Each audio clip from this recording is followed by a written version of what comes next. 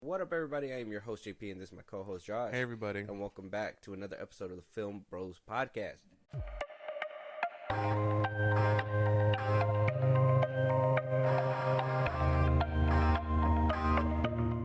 You guys see the title, you guys know what we're talking about today, but you guys are probably like scratching your heads, and you're like, the fuck is this? Like, what are you even talking about? Well, it's a new movie. It's on Hulu. It's Jake Johnson's first directorial debut. Yeah. He decided to, he was an actor. We've seen him in multiple movies. We've seen him in Jurassic World. He's even been in 21 Jump Street, Ride the Eagle. He's most noted to be playing a character in New Girl. He wound up leaving. Noticeably, I think a lot of people were like upset when he left New Girl because he was like one of the funniest parts apparently, and he just up and dipped, and he was like, look, I want to explore movies, I want to hone my skills, and here we are now with his first directorial debut movie that I found out was released about a year ago. They premiered it at the SXSW, which they're going to be premiering. We just talked about it. What movie they're going to be premiering? I forget. We just talked about Well, it. yeah, no, but it's Ryan Gosling's movie. Oh, The Fall Guy. Yes. There you go. They're going to be premiering The Fall Guy there. Yeah. But this movie was premiered last year in 2022, back in March. Apparently got good audience reviews. People loved it. They had so much backing for it that they not only gave us the final product, but according to Jake Johnson himself, when talking about his film, said that SXSW host had asked him about the movie premiering, saying that they got a chance to watch it about almost a year ago because it did come out in March of 2022. And Johnson says, oh yeah, fun, there's been a lot of changes to it, you might want to see it again. And the announcer says, what changed? Johnson came out to say, we made the movie, we put it up, it got really warm responses, and audiences seemed to have really liked it. Hulu came in and was very excited to buy it. I felt like I've learned so much about the movie in terms of seeing it in front of that audience, so I added a couple of scenes in the third act. I had a little bit more levity. The editor, Ryan Brown, and I went back and just reworked some scenes, made some tweaks, and I think the movie is way stronger. We put it in front of new audiences, and the response was way greater. What I really love about making a movie is that it doesn't have to be over until it's over. And MRC, which were such excellent partners in Hulu and Party Over Here, when I asked to do reshoots, it cost money, and we already sold. But Akiva Schaffer and Andy Samberg were instantly on my team, pushing to help. The director of Jury Duty, Jake, when I told him, he said, just don't quit, keep pushing. That's a director's job. It feels like a really great honor to now have this version of the movie out. Even though I love the SXSW version, it just feels like it took a big jump forward. Damn. Well, now I'm curious on what the original was like. Yeah, if it was switched up. Yeah. In a year, to be honest, almost a year, because it came out in they premiered it last year in 2023 in March. I think I said 2022 earlier, but it was 2023 in March. Yeah. And now here in 2024, it came out January on Hulu. With that being said, Josh, let them know what movie we're reviewing today, and we'll continue this conversation. Self-Reliance 2024.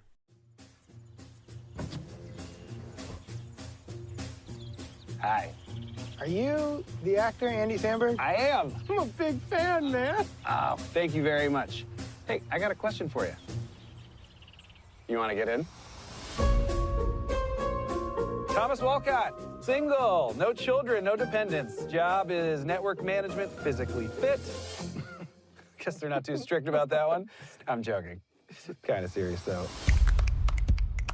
You have been selected to partake in the biggest reality show in the dark web.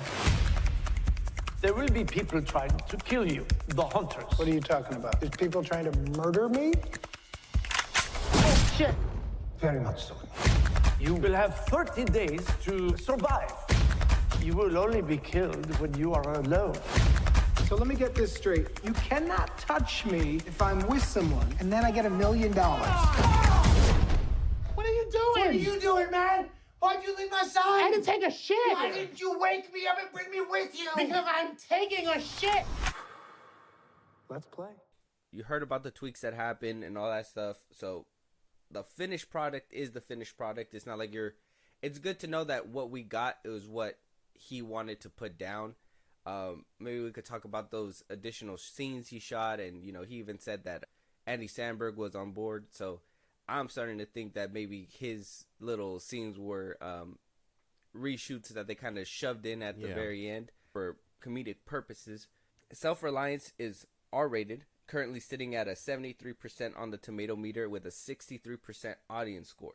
How we feel? Sounds about right? Maybe? Audience score, maybe a little high. Maybe.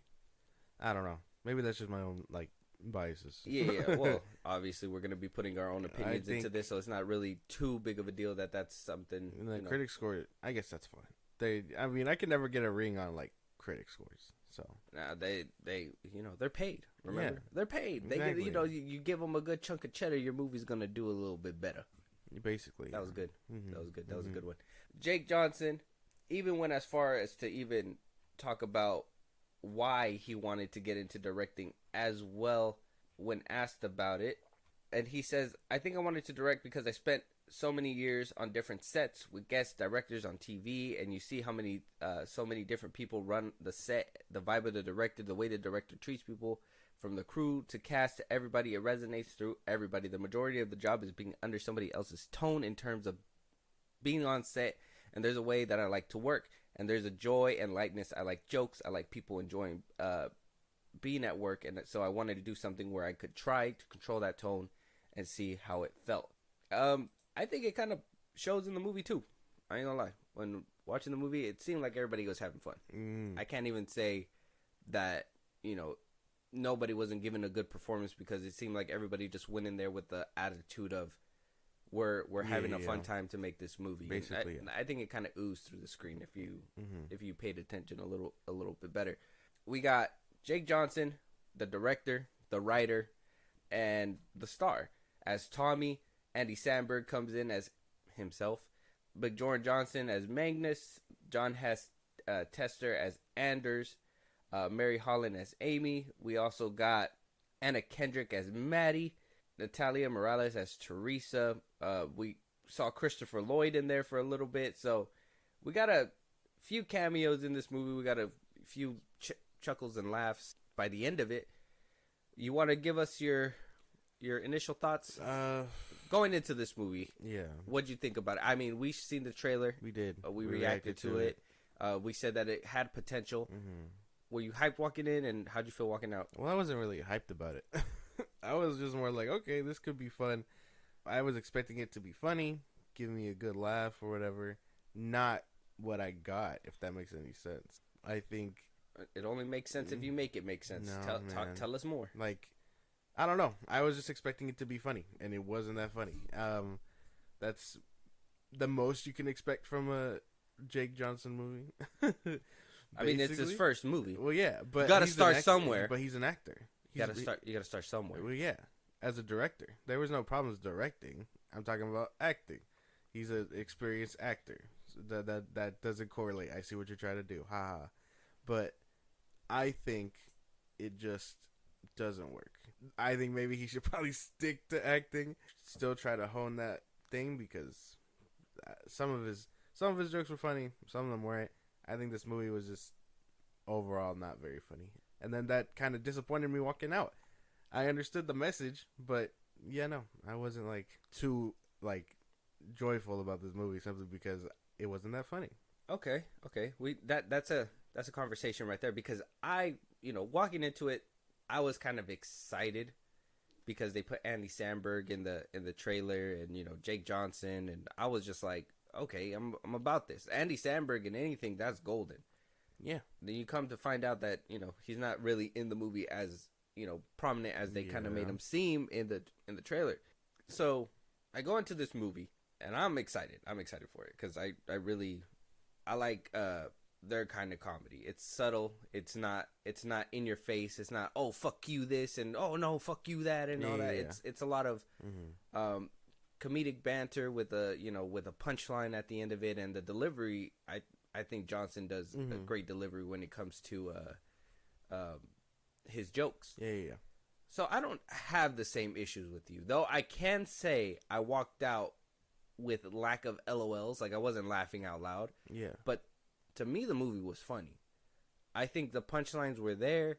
I don't think I was busting up in tears or anything like that. But by the end of it, I got a cool little, I got a cool, not just chuckles, but I got some cool little like laughs off, and then a couple chuckles here and there from.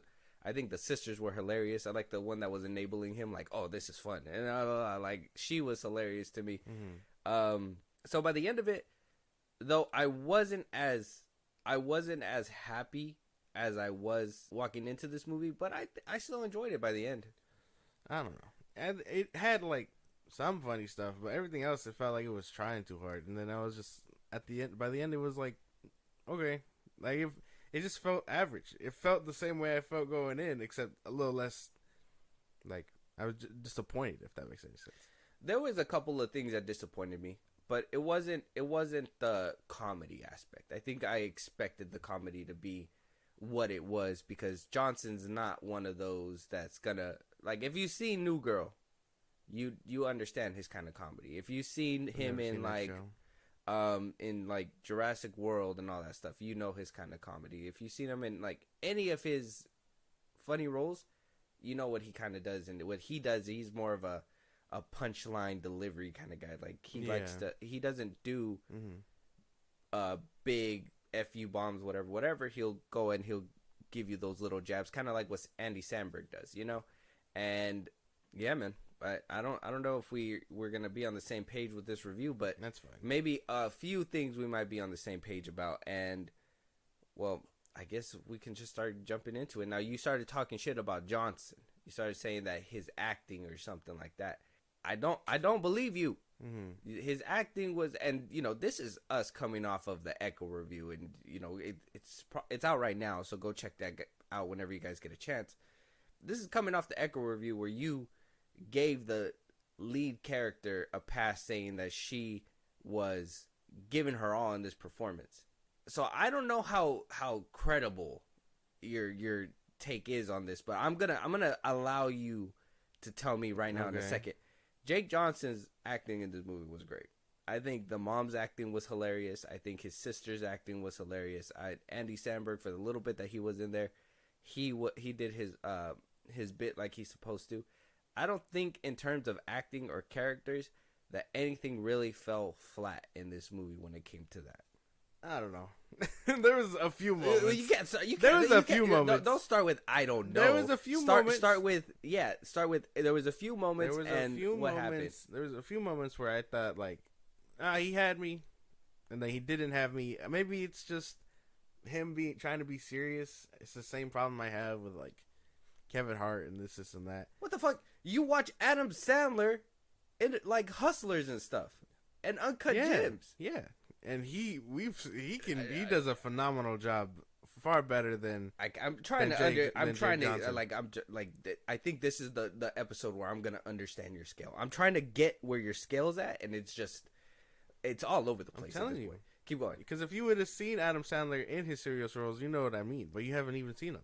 He does it far better than what Jake Johnson does. Well, he's a more experienced actor, but at the end of the day, Jake Johnson brought to the table what he brought to the table in this movie. Which, I mean, it was fine, but it was nothing like crazy. I can't take him seriously. And then when he wasn't acting serious, which again, the little bits, he was kind of funny. But other than that, no. I think everyone else was like really funny. Or they like gave a really decent performance. I think the sisters, they were funny. The mom, basically his family was all right. Anna Kendrick, I liked Anna Kendrick. Can't even be mad at her. She was probably the only one acting her ass off here. Wow. Yeah. What? Bro. Oh God. We need a we need to have a conversation about your hard eyes in these movies, bro. Because though she was doing a good job, I'm not saying that she wasn't.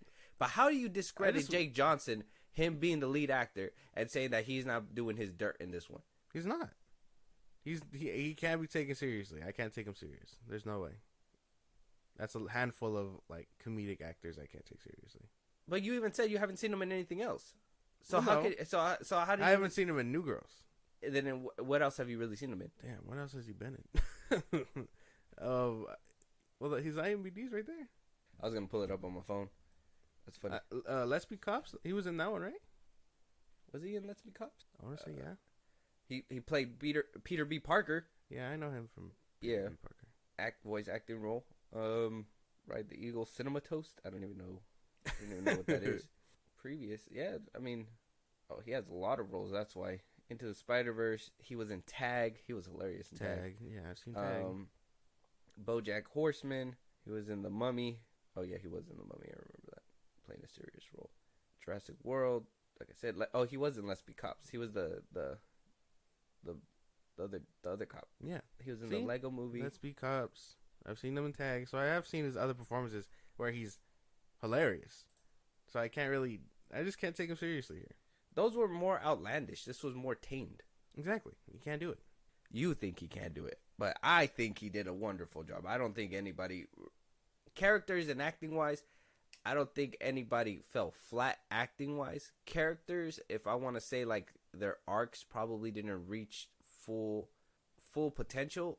100%. Anna Kendrick, I don't know why she just showed up and then she was like, I don't want to be in this anymore. I hated that too. That's exactly what I was trying to say. There was the that's not what you're trying to say because I'm saying it. Well, I was trying to say that and then you cut me off. You weren't trying to say that. Yes, You were talking shit about Jake Johnson. I was the going whole to time. be like Anna Kendrick. You were talking, and you were like your hard eyes, and then you cut me off. Yeah. But I never got to say it. Yeah, So because you know what you were doing. You're didn't trying to give her flowers, but you're not trying to give. Yeah, because she did. They both did really amazing good. jobs. No, he didn't. That's insane. You can't be taken that is seriously. so insane. We've seen bro. Anna Kendrick be serious. We've seen him be serious too. No. This is insane. This is insane. We can't even have a honest conversation because you're just being insane. That whole scene where he picked him off the toilet, that wasn't funny? Yeah. Like, he's right here, That wasn't funny? That was funny. What the fuck? I'm telling you, just there like were outlandish there were things. small nuggets of comedy, but there's not. He can't be taken serious. I gotta ask the question because knowing you, and obviously this is obviously for purposes of the pod, knowing who you are, you always told me you didn't like series where they always cursing, say dumb shit, whatever, blah blah blah, yada yada yada. That you're more into the subtle comedy. This is that subtle comedy. This is that subtle comedy that you can say what you need to say and then have a punchline and then just move on with your time. It's not outlandish. It's not too crazy. But then you enjoy series like, Ted, which is out on Peacock right now. If you guys want to go check that out. Free promo. You were talking to me about it, saying that you really like that one, but then you also say you don't like the Suicide Squad and you don't like, Peacemaker where they do all that kind of stuff, but then you like shows like that. So what makes the difference between these comedies that you can say no to this one because it drops a lot of F-bombs, but this one's okay when it drops a lot of F-bombs, and then this one's not okay because there's not enough F-bombs or outlandish things? Writing and all that goes a long way, and it's still a lot of the fact of, like, every other sentence has to have the word fuck it. I've said it before, the Harley Quinn show is like a good example. I can't watch that show simply because of the F-bombs. And it's also delivery, if that makes any sense. So Ted delivers all that. You don't have to say if it makes any sense. You just make it make sense. I mean, I want people to understand, and if not, I can try to explain better. But Well, just explain it. You don't have to say if it makes sense. Just make it make sense. but that's what I mean. It's all about delivery and how writing goes. James Gunn, I don't think he delivers it well. So he's just like, well, here's fuck, and then I mean that's most definitely not what he does. But yeah, it does. You're putting it down to its most primal basis, but I'm telling you, there's more nuance to that. No, I'm telling you no, because he does it. The Harley Quinn show does it, and I can't take that seriously. Seth MacFarlane does it so much better in a tasteful manner With a mean ass Boston accent. his comedy also does have deeper like things in it. But here, again, it had funny moments. It just wasn't that funny. I like the part when he picks up the old dude and he's over here eating cereal and the old dude's just happy eating the cereal. Like, he's just like, oh wow, like I've never been here before. And then the mom's like, what the fuck is this? Like, can he leave? And he's like, I get paid to shadow him. I'm not going anywhere. And I was just like, this dude is taking his job way too seriously. It was funny. Mm-hmm. That whole dynamic. I don't know, man. I think you're missing out on some key points that he brought to the table, because though there wasn't a lot of, like, in my opinion, there wasn't a lot of emotional moments where he had to like show off in this show, but I think that intervention scene kind of proved what he was trying to like bring out, if that makes sense. How? The whole time they thought he was fucking crazy. And I mean, it would have been insane if there was a good twist here and then, you know, all of it made sense. But after that, he spends a good, the rest of the movie playing a homeless dude. What the fuck? And I don't know. I was just like, okay. And like, yeah, I thought the ninjas were funny. Every time they popped out, I was like, that's so fucking weird. Yeah, I like the dude with the long hair. Yeah, like he was funny. And I just was like, okay. And then yeah, he plays the homeless dude. He's basically out in a group of people. I thought the twist of the movie was gonna be like, oh yeah, he ended up in the gutter or whatever. But no, that wasn't it. And then that's what I thought they were playing on too. I kind of wanted to touch up on it to, you know, obviously, because I think one of my gripes for this movie was the way that it ended. There was a lot of things that I wanted to see that they just kind of took away from us.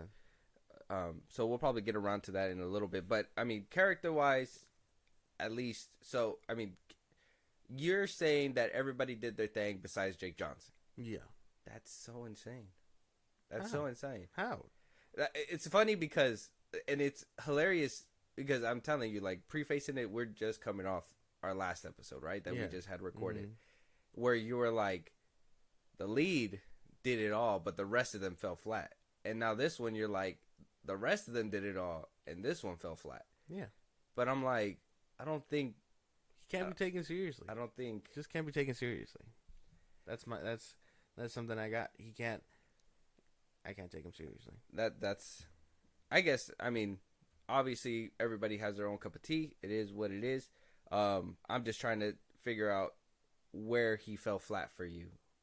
And I don't think you're really giving it to me. Now, you're saying the comedy aspect, but then I'm giving you scenes where he was comedic in, and you're like, yeah, that was great. But then you're saying, like, the other scenes he fell flat. So I'm trying to figure out. Serious moments fell flat. When he was just doing everyday stuff? Because he would do everyday stuff. He starts out, and then he was a bum in the beginning and all that stuff. He was just bored, whatever. He goes on. He gets the opportunity. He takes that opportunity with doubt and excitement, like as he should play it, and starts off slow. He's looking over his shoulder completely, and then he.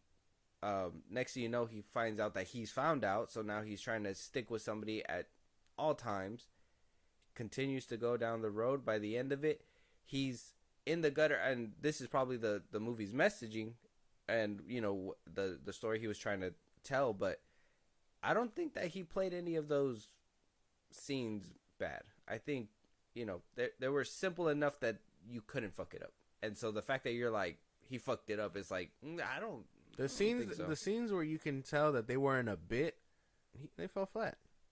So that Mario scene, that's a bit. The Mario scene was hilarious. And then right after that, it goes back to him trying to be serious, and I just can't take him seriously. You telling me this serious guy has a funny interaction with a dude just like Mario? That doesn't work. Not with Jake Johnson, anyway. Yeah, man, you're smoking something. But let's talk about the plot. What did we think about the plot? How do we feel about that? It felt pretty basic. I mean, it wasn't anything crazy. I mean, I understood what the message and all that and what it was trying to go for. It was just it just felt basic. There's nothing else to it other than that. Like, there's It's meant to be simple so it can tell complex storytelling about, bettering your life and complacency kills and whatever else. But other than that, I thought it was like fine. It was just a very basic story. He had to go from point A to point B to continue telling the story about self-improvement and this and that. Yeah, I can agree with that. I think the plot was pretty simple. I'm trying to see if there was any really big complexities, which there wasn't. I think the only thing that, that played on the plot was the whole delusions, right? That was he faking it? Yeah. Is he, is this real life? I think that's what added a layer to what was happening throughout the whole movie. Mm-hmm. And then they try to add another layer with, is Anna Kendrick a hunter or a killer or whatever?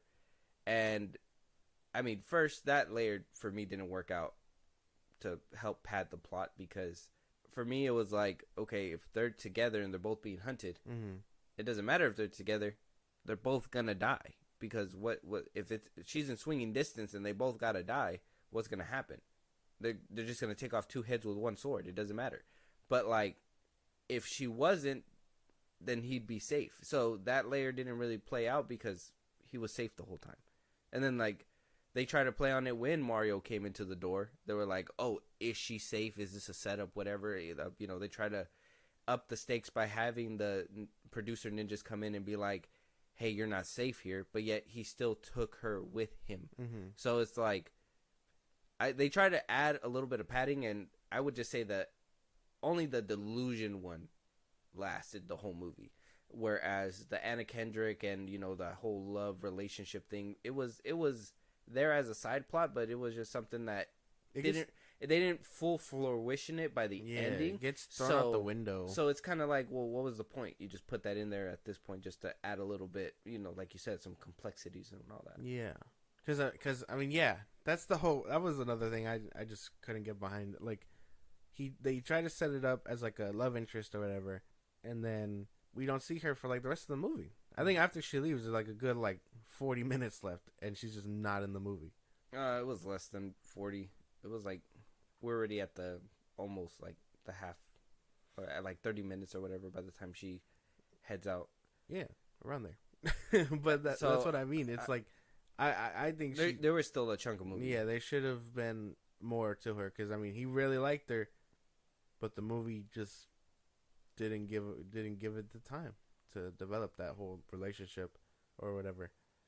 And I know it was like a whole and this is a spoiler review, so I'm thinking about it now, or because of what they said at the end when they were like, oh, we had to get rid of Walter because it was he was making things too easy.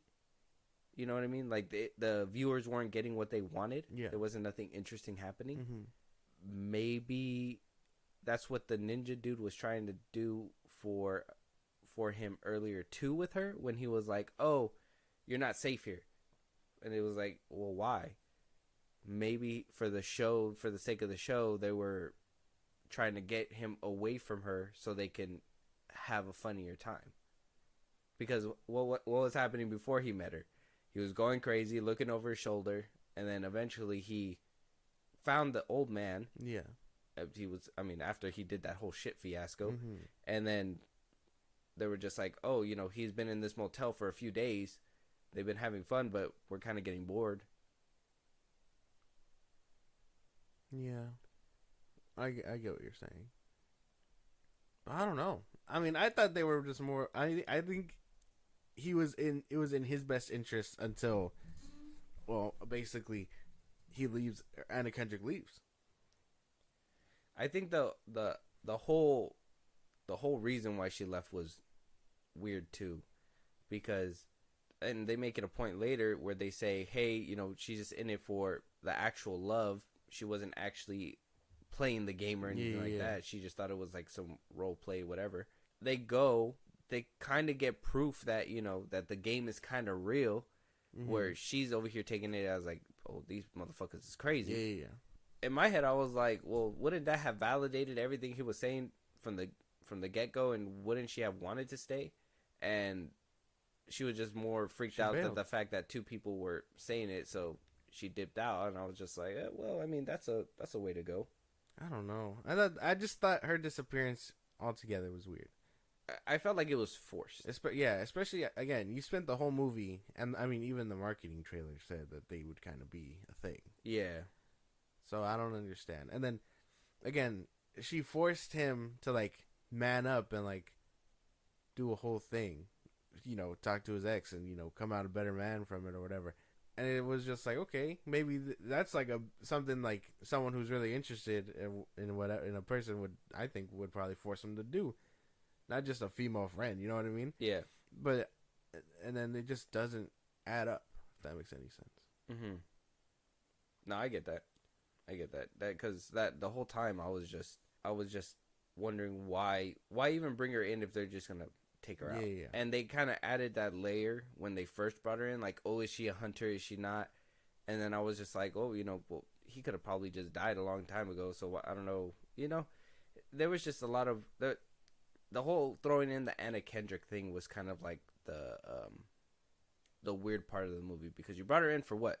To have a relationship, and then you just throw her out just because you like the relationship is just not going anywhere. I mean, she was happy being in the motel room for multiple days with them, so that I think there was just some weirdness to that. Obviously there wasn't too much more. There wasn't like no fight scenes.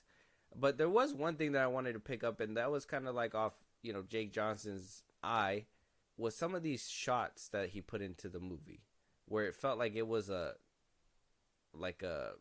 longer lens, if that makes sense. When they were, when they were there, when he was shooting the scene, there were some scenes where it looked like they were stretched a little bit. Mm-hmm. Am I tripping? It was probably a directing thing about, I don't know, distance. Just like, oh, they're not really connected or whatever. You know what I'm saying? I get they're that. just so Okay.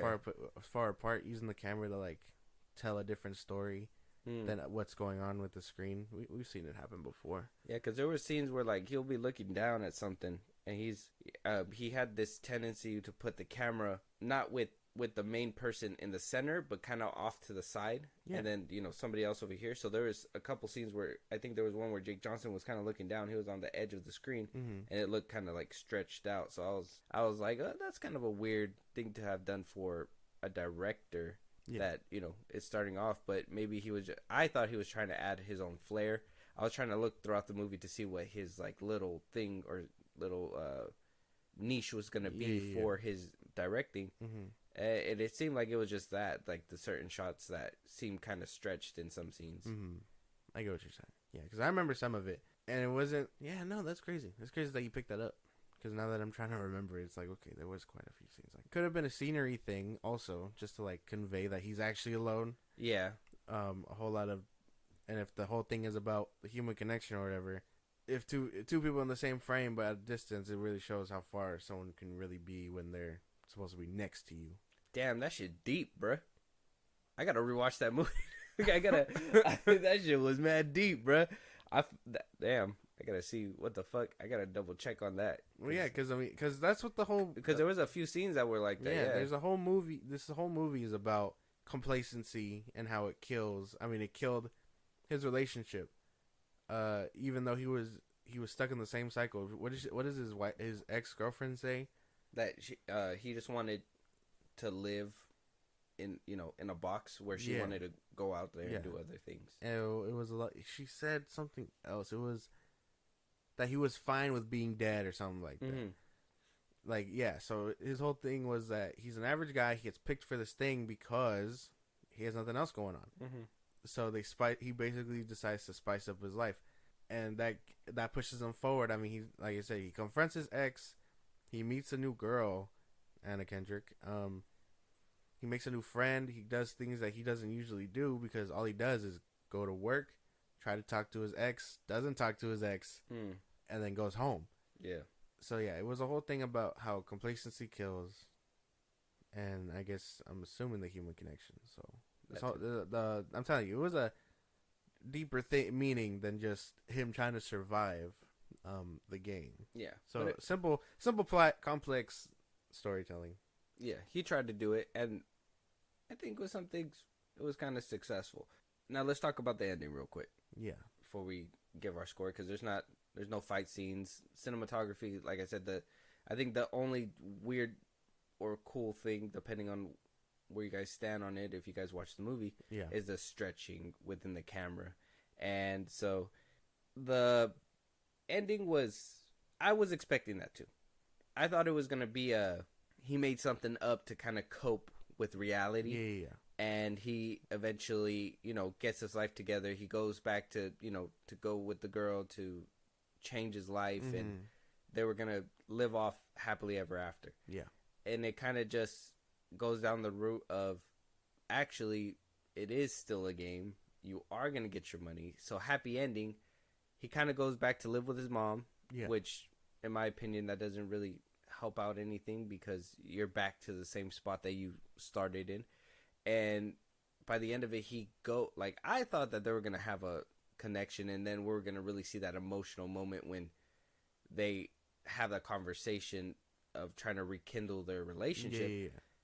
And they just kind of robbed us of that, because by the end of it, he just knocks on the door and it's over. The only conversation that they had where it was like, semi-serious, but didn't really go down too much because he got immediately interrupted and had to go to the next scene over, was when he tried to pick her up and make sure that she was okay, and she came out and said, "Hey, I'm not even a participant," and that was it. The wrapping up of her character was just like way too rushed. Yeah, especially after they set her up for the whole movie. I thought he died. I thought the whole metaphor was after he ended up in the gutter, he died, and then it wasn't real after that, and then he's just playing on his delusions after the fact, and then that's when he gets to the warehouse or whatever, it's empty, and I don't know, revealed that he died forever ago. But no, it continued to go, and I don't know if that was maybe the real intention, that he actually wins the game instead of this deeper story. But I don't know. I would have preferred, that would have been crazy, because that would have been like a moment to actually show off some serious acting that I don't think he gave, and then wrap it up. I think that would have been a hard-hitting moment, and it kind of led me to believe that after, and this is why I had brought up the whole that it came out a year before, because I was doing some digging when I was watching the movie, or after I was done with the movie, and I seen that he premiered it last year, and that he tweaked it out to be where it is now. And thinking back to it, the ending was kind of stretched out for suspense purposes, but it wasn't really.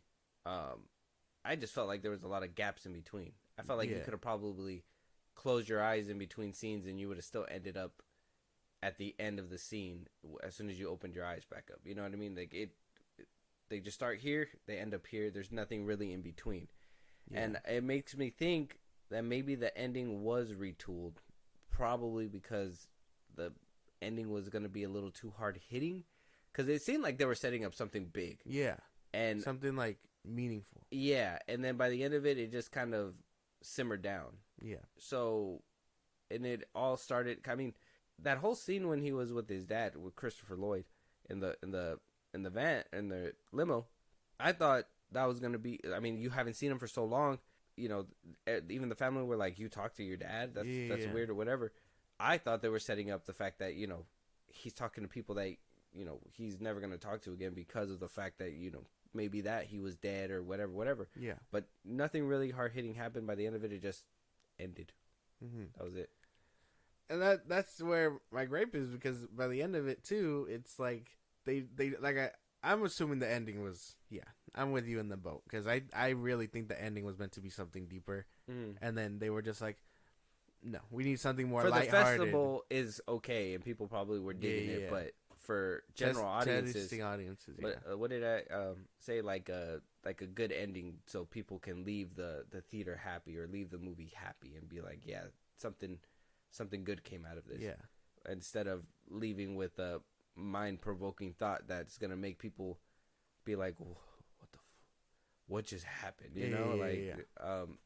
And I think those are the best movies. If Jake Johnson really wanted to make an impact with his first film, he should have done something like that for sure. For sure. Because that would have probably turned your whole conversation around. That's what I'm saying. But instead, he's ridiculing you, man. He's on your neck, Johnson. What are you gonna do about it? He's on your Johnson. Seeing Christopher Lloyd it'll always be like a treat.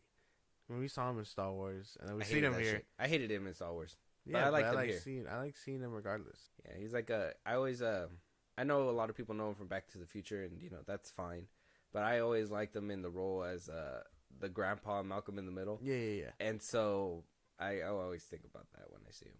Obviously, Back to the Future is iconic. Mm-hmm. If you guys haven't seen Malcolm in the Middle, check that shit out. Oh my god! And if you haven't, the fuck you do with your childhood.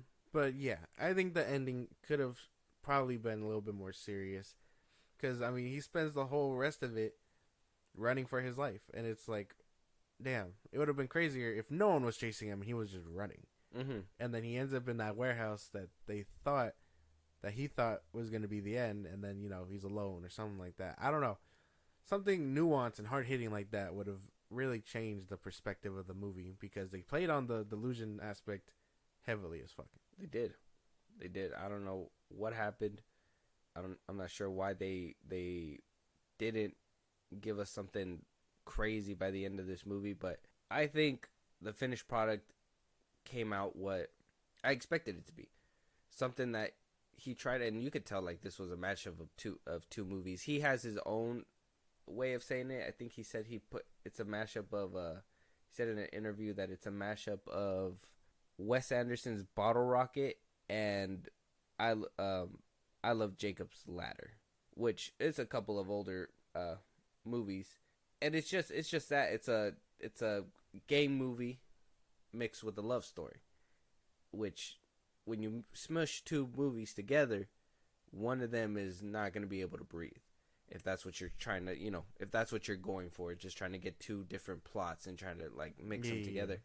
It's fine. It could work at sometimes, but then something's going to be sacrificed, because which one are you trying to pay off? Are you trying to pay off this delusion thing?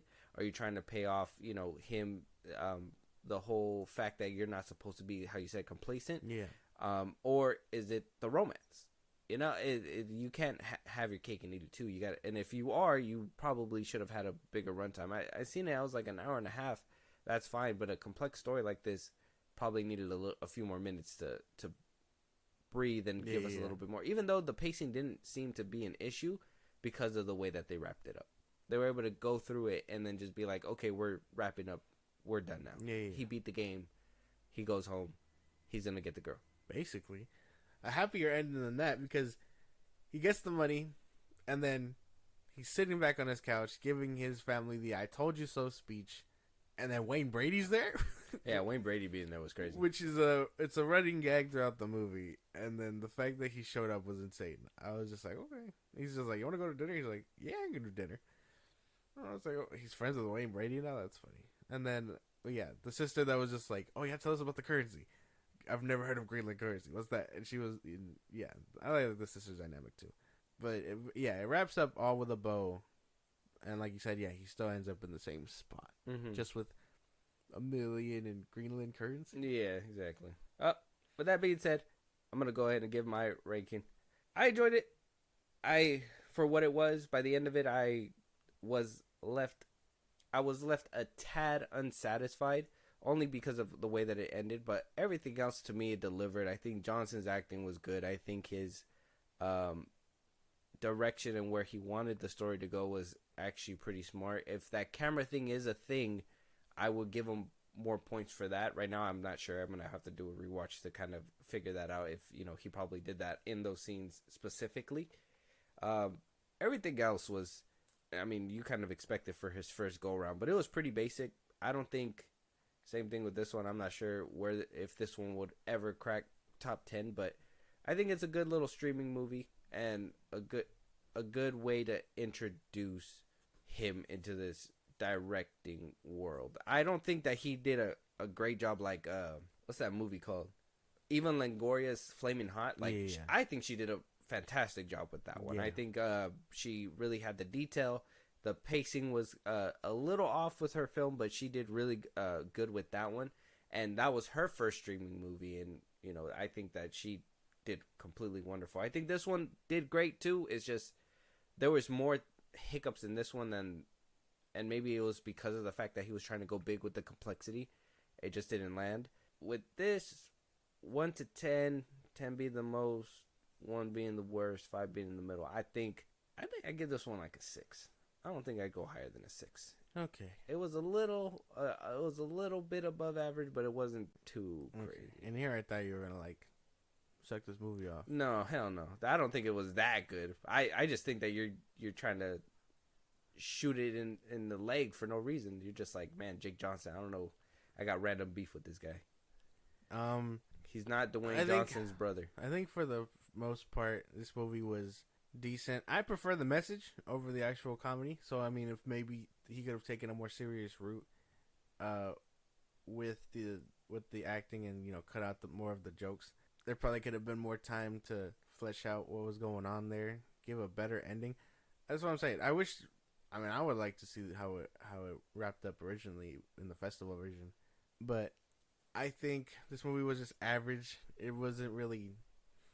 It had funny moments, but it wasn't that funny. And then some things were left very like open, like you said, the Anna Kendrick thing, his whole character. Things like that. Out of 10, yeah, I'd give it like a 5. 5 out of 10. It was like a average movie. Yeah, it nothing special about it. Okay. Yeah. I personally like the comedy in this one. The humor was great for me. I think that's why I give it a 6. I know you didn't like it, but there was some really fun. That Super Mario thing was fucking funny. The Ellen thing? Yeah, the Ellen DeGeneres scene I thought was funny. That shit was just out of nowhere. Like, hey, look, it's on. She's like, no, it's not. She runs into the car. Oh shit, that thing was. There was just too much. There was some funny things. She goes, they pay me to take you. He's like, but that's a Lincoln. She goes, yeah, I like a Lincoln. You don't gotta be a car snob. Just get in. I love that scene. And then I didn't know he was a basketball player, but you told me he was a basketball player. Choking him out, that shit was too funny. I forget his name. I pulled it up. He's right here. It's his name is Bavon Bajorgovic. Boban Marjanovic. Yeah. He's a player for the Rockets, and I pointed it out. This is the second time I've seen him. His character name is 7-Foot Man. That's funny. Yeah, this is the second role I've seen him in, and I pointed it out immediately. He was in Adam Sandler's The Hustle movie, and yeah, he plays a basketball player in there, and it's like, oh, okay. He's a basketball player in real life. He's like 7 foot tall. He plays for the Rockets. Which one was the scene? I'm trying to think about it. Oh, the little scene where where he's talking about Michael Jackson or whatever, and then the guy just kind of like chimes in. I thought that was kind of funny too. That I was like, it was like a little sweet little funny thing, It was just like, okay, that's nice. Like I thought he was gonna let off a little bit more and do that whole like banner, like, hey, you shut up back there or whatever, and it kind of went a different direction. So I was like, okay, that's kind of like a sweet way to do that. I thought so too. I thought it was gonna be like, mind your business or whatever. Yeah, but yeah, no, it was like he just walks up to them. It's really cool and annoying as fuck that you know so much. Yeah, but it's cool. Yeah, so I thought that was pretty nice. But let us know if you guys watched Self-Reliance. It's out right now on Hulu. We gave you guys our take. There's still a lot more to uncover in the movie. Let us know what you guys think, your thoughts, opinions. Did you guys watch the movie? Did you guys stop it midway? No, I think we're ready to just wrap up here, man. There's not much to this movie. Yeah, it's not crazy. I don't think it's thought provoking. Too much. By the end of it, depending on who you are, you leave satisfied. I think they gave us a very satisfying generic ending. Basically, yeah. And I mean, if you go into this movie hoping that it was something different, you're not the only one, because I wish it was different too. Me too. I was expecting just it's his first movie, do a little something crazy with it. I mean, might as well go balls to the wall, but maybe sitting with it for about a year really makes you look at it and you're just like, maybe I'm not that morbid. Yeah, maybe I got to do a little bit something different. Yeah. They had to change it up. So it is what it is. Let us know you guys' thoughts out there. If there's a movie you guys want us to review, a topic that you guys want us to talk about, if you guys want to catch a live one of these days, support us in a big way. Josh, let them know where they can hit us up. Twitter, TikTok, Instagram at FilmBros Podcast. We post new episodes up. You can hit us up there for any news or movies you want us to cover. Buzzsprout, link is in the bios of the socials I just gave you. It's like a Patreon. You subscribe, you help us out, we shout you out, you get special perks. It's really good. We'd appreciate it. You can be a part of the conversation. Twitch at FilmBros Podcast. We go live throughout the weekend every Saturday. We're still trying to get that up though, so just keep the notifications on. I promise you we will be back. You can subscribe to our YouTube at FilmBros Podcast, and then you can listen to us anywhere you get your podcasts: Spotify, YouTube Music, Apple Podcast, at FilmBros Podcast. Yes, and if you guys are listening for this long, make sure you hit the stars, the notifications. We got big things coming up for 2024. You don't want to miss any of it. And we'll talk to you guys on the next one. Talk to you later.